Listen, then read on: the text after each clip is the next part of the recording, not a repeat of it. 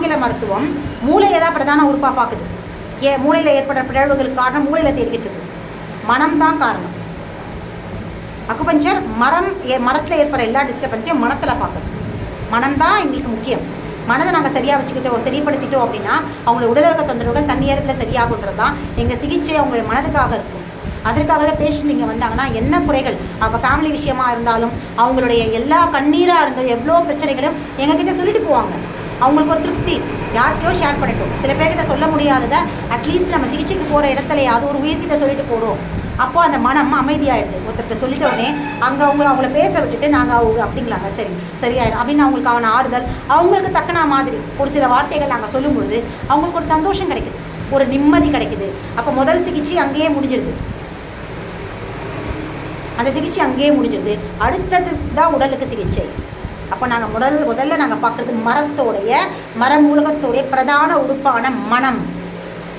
அப்போது இன்றைக்கி இருக்கிற ரசாயன மருந்துகள் எல்லா விதமான மாத்திரைகளும் அங்கே மரத்தை டிஸ்டர்ப் பண்ணும்போது மனம் டிஸ்டர்ப் ஆகுது. மனமோடைய வெளிப்பாடு என்னவாக இருக்குன்னா என்ன ஆகுது அப்படின்னா அந்த பதட்டம். மாத்திரை போடுற வரைக்கும் அந்த மனசு வந்து ஐயோ உனக்கு ஏதாவது ஆகிடும் மாத்திரை போடாமல் இருக்கன்னு அந்த பதட்டத்தையும் அந்த ஒரு தன்மையும் கொடுத்துட்டே இருக்குது, டிஸ்டர்ப் பண்ணிகிட்டே இருக்குது. அதை போட்டு முடிச்சதுக்கப்புறம் தான் அப்பாடா நான் போட்டேன், ஏதோ ஒரு திருப்தி அவங்களுக்குள்ளே ஏற்படுறதுக்கான இந்த டிஸ்டர்பன்ஸ் காரணம் என்னென்னா இந்த மாத்திரைகள், ஒரு ரசாயன மாத்திரைகள் மரமூலகத்தை பாதிக்கிறதுனால. அப்போ அதுக்கு அந்த மாதிரி திருப்பி போட வைக்கிறது எதுனா ஆல்கஹால் அதில் கலந்துருக்கிறதுனால தான் அந்த திருப்பி அந்த இருக்க ஆல்கஹால் கேட்டுகிட்டே இருக்குது. எப்படி தண்ணி அடிக்கிறவன் அங்கே போய் கை காலாக உதற ஆரம்பிச்சிடும். தண்ணி அடித்தாதான் அவன் மனமும் அமைதியாகவும் உடலும் அமைதியாகும். அதே தன்மையில் தான் எல்லா ரசாயன மருந்துகளும் இருக்குது. தலைவலிக்கு மாத்திரை போட்டுட்டு இருக்கவங்கள பாருங்கள், அதை போட்டால் தான் அவங்க நிம்மதியாவாங்க, அதை போட்டால் தான் திருப்தி. அதில் இருக்கிற ஆல்கஹால் தான்.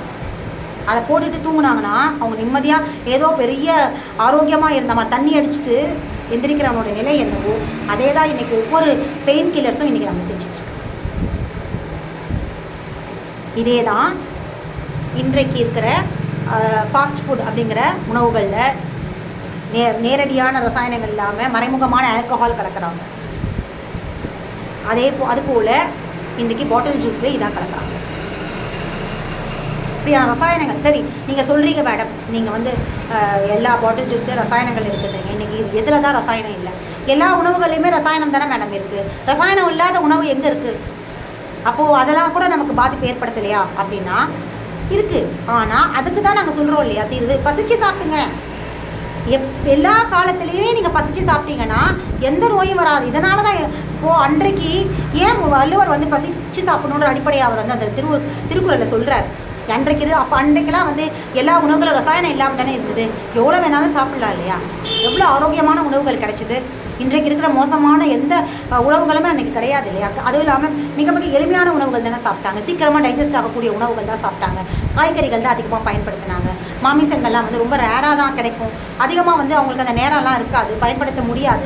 அப்படின்ற பட்சத்தில் காய்கறிகள், பழங்கள், காய்கறிகள், அரிசி உணவுகள், அதுவுமே பழைய சாதம், கம்பங்கூழ், இந்த மாதிரியான சிறுதானிய உணவுகள் தான் அதிகமாக எடுத்துக்கிட்டாங்க. அப்புறம் ஏன் அவர் ஃபஸ்ட்டு சாப்பிட சொன்னார் அப்படின்னா எல்லா காலத்துக்குமே பொருந்தக்கூடிய ஒரே விஷயம். எதிர்காலத்தில் ஒரு வேளை ரசாயனங்களை இந்த விளைநிலங்களில் போட்டு மோசமான ரசாயனம் மிகுதியான உணவுகளை கொடுத்தாலும் கூட நீங்கள் பசிச்சு சாப்பிட்டீங்க அப்படின்னா அந்த பசியோடைய அமிலம் இருக்கு இல்லையா, சுரக்குது இல்லையா, அந்த நீர் உடலால் உற்பத்தி செய்யப்படுற அந்த நீர், அந்த மிக மிக நீ எப்படிப்பட்ட கெடுதல் நீ செஞ்சாலும் அந்த உணவுக்கு, அந்த உணவு அந்த பசி அப்படிங்கிற அமிலத்துக்குள்ளே விழும் பொழுது அதை தீயதை விளக்கிடும், நன்மையை மட்டும் உறிஞ்சு எடுத்துக்கும். இது உடலுடைய தன்மை. கெட்டதை விளக்கிட்டு நல்லதை மட்டும் எடுத்துக்கும். இதுதான் உடலுடைய தன்மை. அப்படிங்கிறத உணர்த்துறதுனால தான் அன்றைக்கு அவர் பசியை வந்து தீயோடையும் சொன்னார், பசிச்சு சாப்பிடுங்கன்றதையும் சொன்னார். அதே ரசாயன உணவுகள்லாம் எங்களுடைய அக்குயிலர்ஸ் எல்லாரும் சாப்பிட்டுருக்கோம். நீங்கள் சாப்பிட்ற அதே ரசாயன உணவுகள் தான். இன்னும் நான்லாம் மேக்ஸிமம் வெளியே தான் சாப்பிடுவேன். இப்போ நீங்களாவது எண்ணெய் அப்படின்னு எடுத்துக்கிட்டிங்கன்னா செக்கில் ஆட்டுற எண்ணெய் எடுத்துக்கலாம். இல்லை நீங்கள் வந்து மசாலா பயன்படுத்துகிறீங்க அப்படின்னா வீட்டில் அரைக்கிற மசாலா பயன்படுத்தலாம். இந்த மாதிரியான ஏகப்பட்ட விஷயங்கள் வீட்டு பொருள் அப்படிங்கிற இடத்துல நீங்கள் சாப்பிட்லாம். ஆனால் நான் சாப்பிட்றது எல்லாமே எந்த ஒரு சாதாரண கடைகளில் உணவகங்களில் தள்ளுவண்டி கடைகளில் தான் நான் உணவு எடுத்துக்கிறேன். அங்கெல்லாம் போயிட்டு நான் பெருசாக அவங்களுக்குலாம் வந்து பொருளாதார ரீதியாக வந்து ஒரு செக் எண்ணெய் வாங்குறதுக்கான வருமானமும் கிடையாது. இல்லை வீட்டு மசாலா அரைச்சி வந்து நல்ல உணவு அதெல்லாம் ஒரு காலத்தில் இருந்தாங்க, இல்லைன்னு இல்லை. அப்படியான மனிதர்களும் இருந்தாங்க. வீட்டு மிளகா பொடி அன்றைக்கெல்லாம் வந்து பேக்கெட் உணவுகள் கிடையாது. அறம் இருந்தது, அந்த சமைக்கிற உணவில் அறம் இருந்தது. அதை சாப்பிட்றவங்களுக்கு நல்லா இருக்கணும் அப்படின்ற மனதார அந்த மனதார வாழ்த்துறதுனால்தான் அந்த உணவு அவங்க சாப்பிட்றவங்களுக்கும் ஆரோக்கியத்தை கொடுத்தது, அந்த உணவை விற்றவங்களுக்கும் ஆரோக்கியத்தை கொடுத்தது, வருமான ரீதியாகவும் அவங்களுக்கு ஆரோக்கியத்தை கொடுத்தது.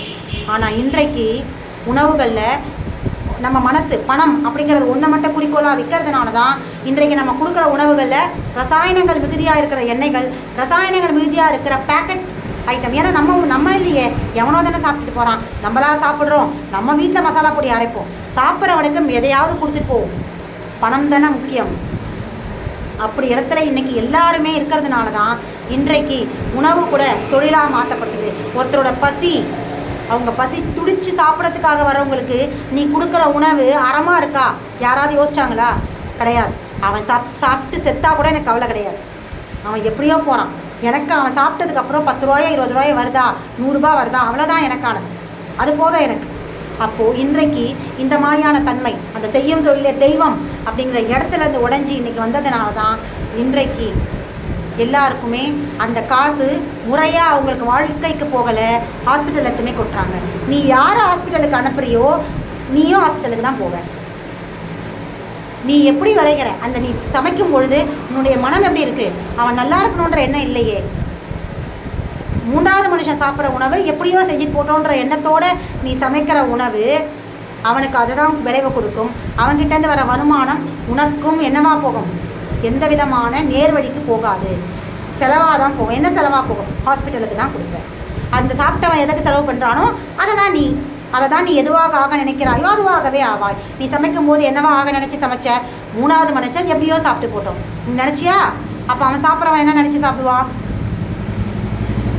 காசை கொடுத்தாச்சா ஏதோ ஒன்று அந்த வயிற்றுக்கு போடணும், அவன் சாப்பிட்றான். அவன் எங்கே எடுத்து போய் அவன் எங்கே போகிறான்? அதை சாப்பிட்டுட்டு ஹாஸ்பிட்டல் போகிறான். ஏன்னா அதனால் ஏற்படுற தொந்தரவுகள். அவன் ஹாஸ்பிட்டல் போகிறான். அப்போ அவன் கொடுத்த காசு உனக்கு எப்படி போகும்? நீயே ஹாஸ்பிட்டலில் தான் போய் நிற்ப. நீ வீடு கட்டவும் முடியாது, இல்லை நீ வேறு எதையுமே உனக்கான வாழ்வாதாரத்துக்கு அது உதவாது. அதில் யார் ஒரு பகுதி இருக்கும் இல்லையா, மொத்த நேரமும் கெடுதல் எண்ணத்தோடய இருக்க முடியாது. 75% நீ கெடுதலோடு நீ உணவு சமைச்சினா 25% நல்லதோடு சமைப்பல. அந்த 25% மட்டும் உன்னுடைய குடும்பத்துக்கான வருமானமாக இருக்கும். மீதி இருக்க 75% நீ செய்கிற தவறுக்கான விளைவை தான் நீ சம்பாதிப்ப. அப்போது செய்யும் தொழிலே தெய்வம் நீ வாய்க்கு தான் சொல்லிட்டு நீ வேணால் போர்டில் எழுதி வச்சு ஒட்டிக்கலாம் உன்னுடைய வியாபார ஸ்தலங்களில். ஆனால் அது வந்து அது உண்மைத்தன்மையோடு இருக்கவே இருக்காது. அப்போ உங்ககிட்ட அந்த தெய்வம் எப்படி இருக்கும்? ஏன்னா நீ தொழிலை தெய்வமாக பார்க்கல, வியாபாரமாக பார்க்குற. மற்ற விஷயத்தெல்லாம் விடுங்க, உணவுன்ற இடத்துல இன்றைக்கு வச்சார். ஆனால் என்றைக்குமே மறைச்சிட முடியாதுங்க. அதை நான் நிறையவா பார்த்துட்டேன். நீ என்றைக்கெல்லாம் தவறுகள் செய்தியோ ஒரு காலம் இல்லைனாலும் ஒரு 50 வருஷம் கழிச்சு கூட அந்த உண்மை வெட்ட வெளிச்சம் ஆகும். ஆயிடுச்சுல்ல, இன்னைக்கு கோகோலா கம்பெனிக்காரன் சொல்லிட்டான்ல அவன் என்னென்னலாம் கரப்ஷன் செய்கிறான், ஆல்கஹால் கலக்கிறான்ற உண்மையை எத்தனை 1726 என்னமோ நினைக்கிறேன், மறந்துட்டேன். அது நான் கிளியராக இந்த விஷயத்தை பற்றி நான் உங்களுக்கு கிளியராக ஒரு பதிவு போடுறேன். அன்றைக்கு அவன் வந்து கலக்க ஆரம்பித்த கொக்கோகோலா 1926 தான் கொக்கோகோலா கம்பெனி ஆல்கஹால் கலக்க ஆரம்பித்தான். அன்றைக்கு நிறுவப்பட்ட அந்த நிறுவனம் இன்னைக்கு 2004 நினைக்கிறேன், 2004 2002 தெரியல. அப்போ தான் வந்து அவன் ஒத்துக்கிட்டான். 2004 வருடங்கள் கழித்து அவன் ஒத்துக்கிட்டான், நாங்கள் ஆல்கஹால் கலந்தோம் அப்படிங்கிறது. பார்த்தீங்களா, அவன் மறைக்கல. எப்படியா எத்தனையாவது வருஷம் கழிச்சு அது உண்மை வெளிப்பட்டதும். இதை தான் கத்திரிக்காய் முளைச்சா கடைத்தறிவுக்கு வந்து தான் தீரோன்ற பழமொழி சொல்லுது. என்றைக்குனாலும் உண்மைகளை மறைக்கவே முடியாது, ஒரு நாளைக்கு வெளியே வரும். தடுப்பூசியில் வந்துதா வந்து ஒத்துக்கிட்டாங்களா? லண்டனில் தடுப்பூசி தயாரித்த கம்பெனி மறைக்க முடியல. ஒரு நாள் எல்லாம் ஒரு நாள் வந்து ஒத்துக்கிட்டு தானே ஆகணும். அது மாதிரி ஆங்கில மருத்துவமும் ஒரு நாள் பகிரங்கமாக எங்களுடைய மருத்துவம். இன்னொரு எக்ஸாம்பிள், லூயிஸ் பாஸ்டர் என்ன செஞ்சார்?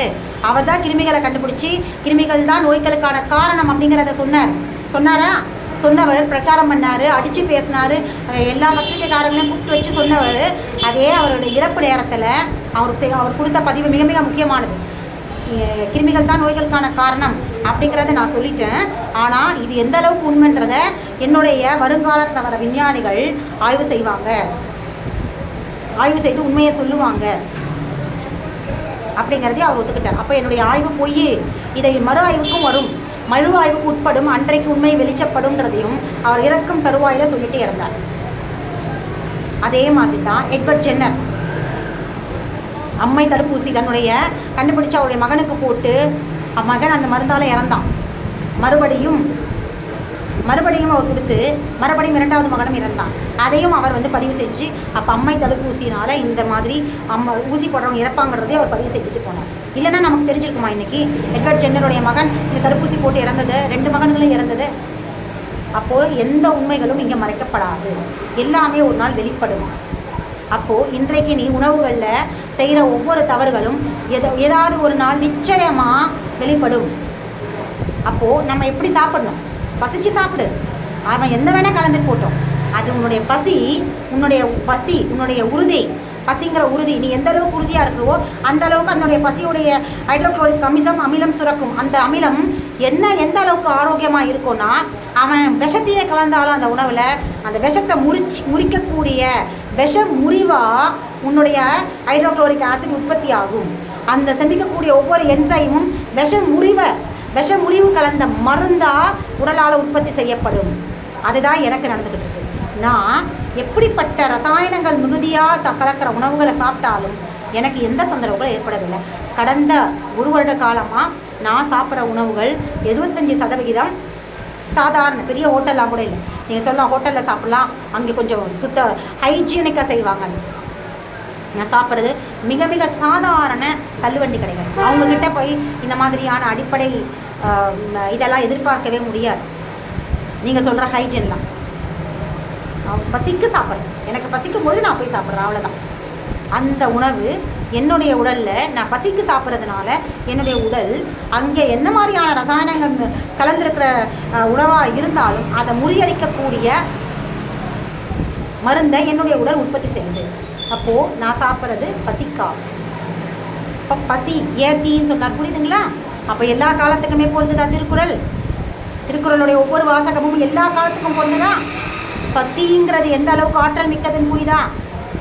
இப்போ புரியுதா? திருவள்ளுவரோட ஒவ்வொரு விஷயத்துக்கு பின்னாடியும் மறைஞ்சிருக்கிற ஒரு தத்துவங்கள். இதை தான் நம்மாழ்வார் ஐயாவும் சொல்லுவார். நம்மாழ்வார் ஐயாவை பற்றி நான் ஒரு சின்ன பதிவு மட்டும் போட்டுட்டு என்னுடைய காணொலிகளை இன்றைக்கு நான் நிறைவு செய்வேன்.